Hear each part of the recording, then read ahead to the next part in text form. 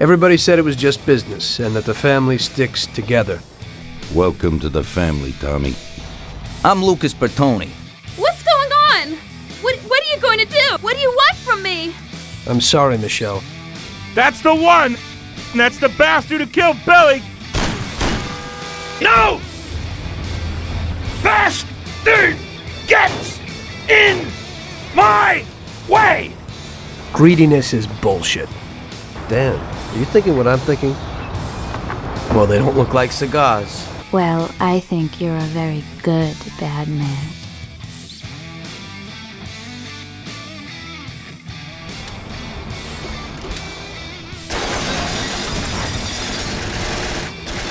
This is a war, and we're in a hell of a fix. I think he'll be planning how to get rid of us right now. They wanted to outsmart us, so we had to outsmart them. Your system works, but you know why? Because you're a bunch of selfish murderers. The Mafia runs the whole city.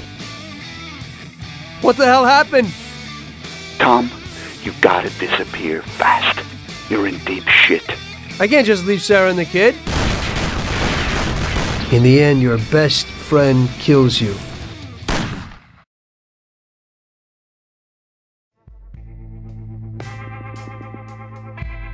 The guy who wants too much risks losing absolutely everything. Of course, the guy who wants too little from life might not get anything at all.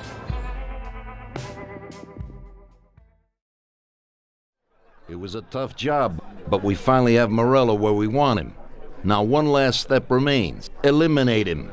In his sections of the city, there's theft, robbery, blackmail, illegal lotteries, gaming rooms, and whorehouses appearing all the time. But what's the biggest problem? Drugs? Horseshit. The problem is that we don't get a cent out of it. That'll change as soon as we get rid of Morello. His organization will collapse, and all those small-time cheats, thieves, and criminals will kill each other without anybody over there to maintain order. Today, we can finally remove that bastard once and for all.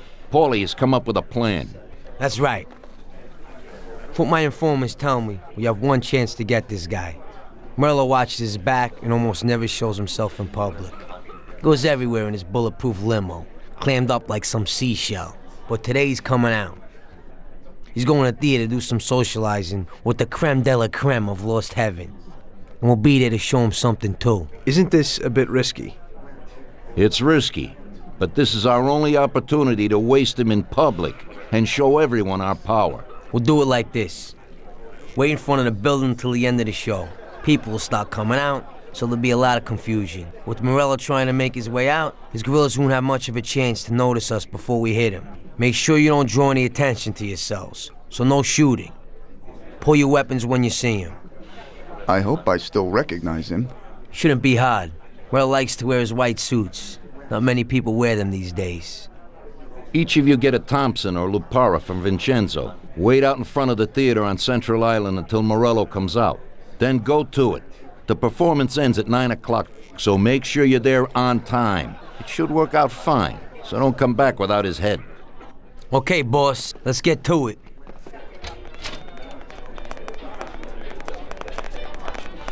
If you have the chance to say something to that bastard before you waste him, tell him that I'm not like poor old Pepone, and that this is for him. Sorry, boss? He'll know what I mean. We have a few unfinished scores from the old days.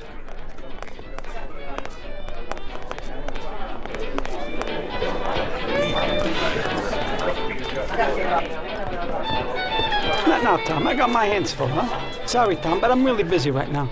We'll have a glass of something later, after closing time.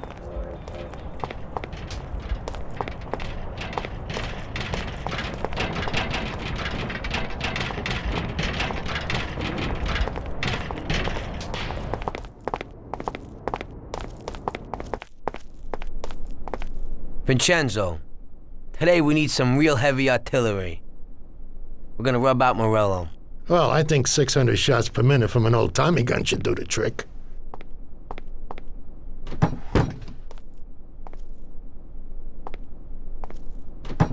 At the same time, we could stick to the ancient ways and use a more traditional Sicilian weapon for a job of this size.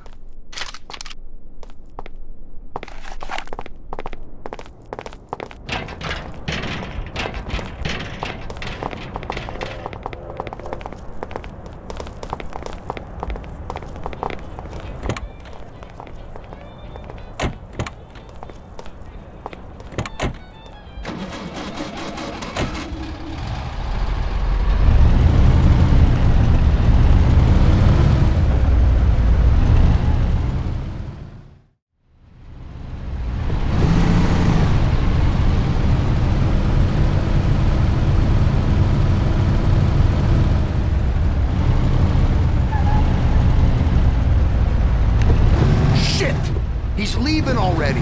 That damn show must have finished earlier. That's... Please,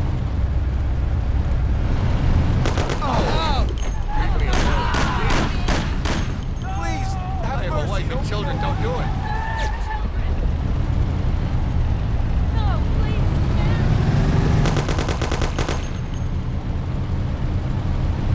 Please let me live.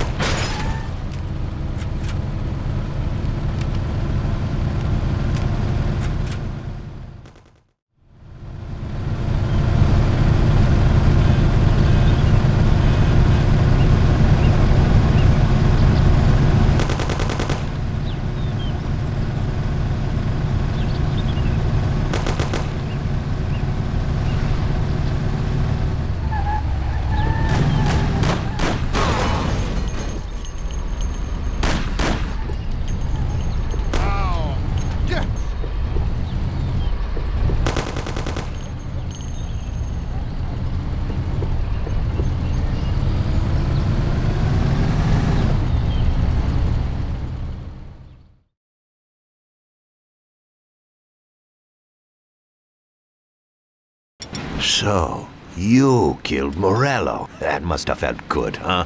We celebrated. Salieri was thrilled, of course. We ran the whole town, practically, and there seemed to be an end to the bloodshed. For a while, I felt like a king, until I came to a realization. If a regular guy like me could kill the most powerful man in the city, what good was all his power? Hell, if he hadn't been so powerful, he'd probably still be alive. It seemed to me that no matter how strong someone was, there was always somebody stronger to take them out. So where did that intuitive thought take you? Greediness is bullshit. When you have no money, you think that a few bucks a month will be enough. Then you realize that it wouldn't be bad to have a nice car. You get a great job in some high-up position, but in actuality, you're thinking about going higher. Before you know it, you want to be the President of the United States, and you want to win the war against the Germans. Luckily, that won't happen. Plus, the whole strategy of watching other people's backs has one basic flaw. The whole time you have to watch your own back, in case someone else has the same idea. So I thought to myself that maybe I ought to change my priorities a little. Great Bible story. Laugh it up. You know where it got me in the end. This. Who is it? It's from 1920. The old man is Don Pepone.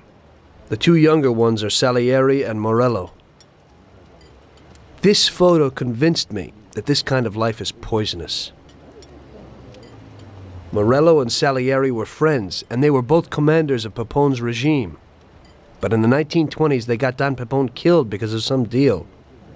Strangely enough, Salieri still admires the guy now.